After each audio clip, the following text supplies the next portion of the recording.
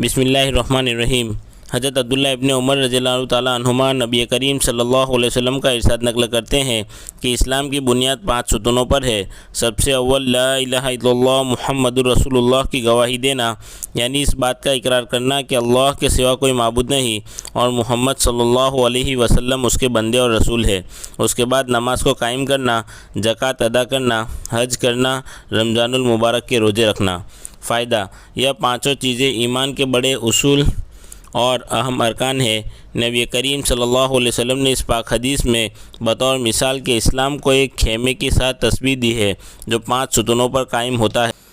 پس کلمہ شہادت خیمے کے درمیان کی لکڑی کی طرح ہے اور بقیہ چاروں ارکان بمنزلِ ان چاروں ستون کے ہیں جو چاروں کونوں پر ہو۔ اگر درمیان کی لکڑی نہ ہو تو خیمہ کھڑا ہی نہیں ہو سکتا۔ اگر یہ لکڑی موجود ہو اور چاروں طرف کے کونے میں کوئی سی لکڑی نہ ہو تو خیمہ قائم تو ہو جائے گا، لیکن جون سے کونے کی لکڑی نہیں ہوگی وہ جانب ناقص اور گری ہوئی ہوگی۔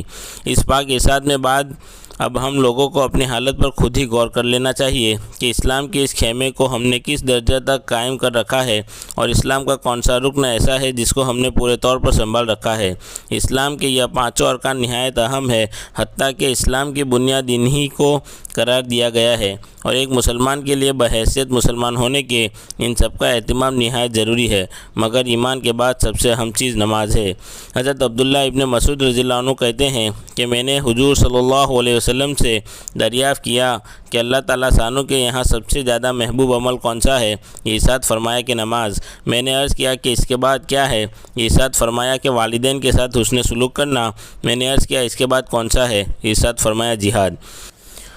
ملا علی قاری رحمۃ اللہ علیہ فرماتے ہیں کہ اس حدیث میں علماء کی اس قول کی دلیل ہے کہ ایمان کے بعد سب سے مقدم نماز ہے۔ اس کی تائید اس حدیث سے صحیح بھی ہوتی ہے جس میں ارشاد ہے، ایک حدیث ہے یعنی بہترین عمل جو اللہ تعالیٰ کے بندوں کے لیے مقرر فرمایا ہے وہ نماز ہے، اور احادیث میں کثرت سے یہ مضمون صاف اور صحیح حدیثوں میں نقل کیا گیا ہے کہ تمہارے اعمال میں سب سے بہتر عمل نماز ہے۔ چنانچہ جامعہ صغیر میں حضرت ثوبان ابن عمرو، سلمہ، ابو امامہ، عبادہ رضی اللہ عنہم اجمعین 5 صحابہ رضی اللہ عنہ سے یہ حدیث نقل کی گئی ہے، اور حضرت ابن مسعود و انس رضی اللہ عنہما سے اپنے وقت پر نماز کا پڑھنا افضل ترین عمل نقل کیا گیا ہے۔ حضرت ابن عمر رضی اللہ عنہ اور فروہ رضی اللہ عنہ سے اول وقت میں نماز پڑھنا نقل کیا گیا ہے۔ مقصد سب کا قریب ہی قریب ہے۔